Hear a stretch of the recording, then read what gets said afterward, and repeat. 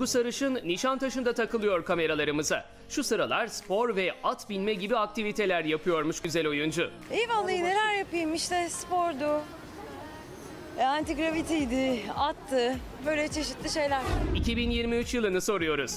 Duygu Sarışın için bu yıl çok sıkıntılı geçmiş anlaşılan. 2023 nasıl geçti hepimiz için bilmiyoruz. Sizin için nasıl geçti 2023? 6 Şubat'tan İşte öyle geçti 2023. Bu yıl Duygu Sarışın 5 yıldır birlikte olduğu Çağatay Ulusoy'la bir ayrılık yaşamıştı.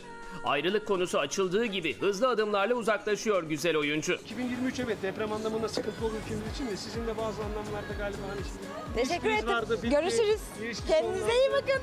Çok mersi. Acil. Özel hayatta kimse var mı onu sorayım. Söylemeyeceğim. Özel hayatı sorsak peki nasılsınız şu anda mutlu musunuz? Hayatınızda biri var mı? Teşekkür ederim.